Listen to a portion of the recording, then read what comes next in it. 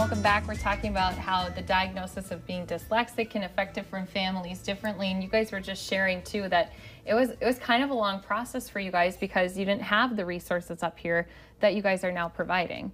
Correct, and that's really one of our focuses of why we decided to open Haley's Hope. Haley and I started working together when he was in actually preschools, when we started noticing that he wasn't keeping up with the rest of the kids. But it wasn't until first grade until we decided that, oh my gosh, this maybe is something that nobody else can help us with. So we ended up traveling outside of our area to find that help, and it was difficult. And so that's why we decided to open Haley's Hope, is so that we can help people in our community and in our region find what those really simple answers are, and really simple remediation, if we just look at really what it is.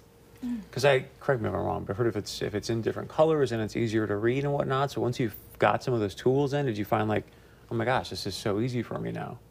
Yeah, when we found different techniques, my mom taught me how to kind of watch what you're reading.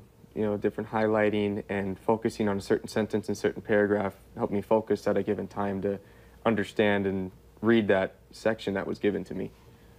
Is it kind of like everyone's on a different spectrum then? It ranges from mild to profound. Mm-hmm. Haley happens to be very profound.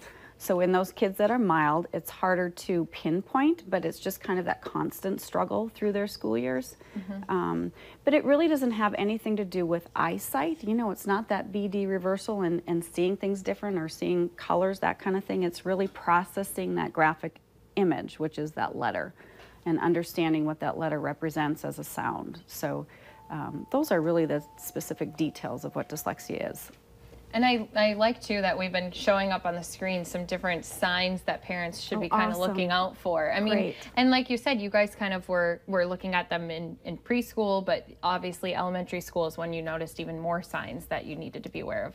Well, and it got to the fact that this happy little boy I sent to school in preschool, because of the frustrations and because of the things he wasn't able to do like his peers, we lost that happy little boy. And you know, that really shouldn't happen because there is an answer for it. And so that's kind of where we ended up going down, is what is going on with him that nobody else can figure out?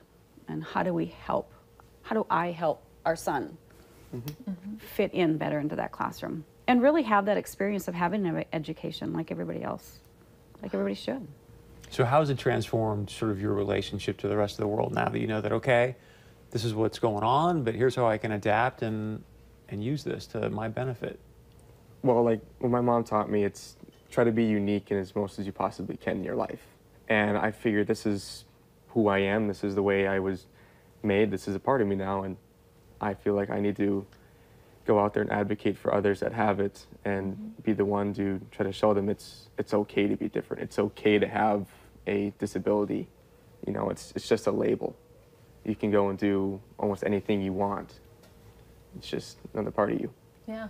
And there are great strengths that come with dyslexia. I think we always focus on, and we need to focus on that disability or that challenge that they have, but there are great strengths that come with dyslexia. And once we allow those kids and those adults to feel those strengths, you know, that confidence builds, and they can really do so much more without that feeling like they're not like everybody else. So how can people get a hold of you if they want to come see you? Oh, our website is haleyshope.org. We have the early warning signs on there and information about what we do. And also phone number is 373-0397. And really, school is coming up. Let's, you know, go with your gut and really understand that if you struggle for a few years, you're going back into school, and just, you know, we can either rule it in or rule it out. Yeah, you might as well know and then get help and some treatment. Thank Exactly. you. Clarity is power. To both of you, thanks so much for being here. We appreciate it very, very much. Thank you. Thank you. All right, stay with us when we come back. Auntie Ashley's going to join us with some DIY projects.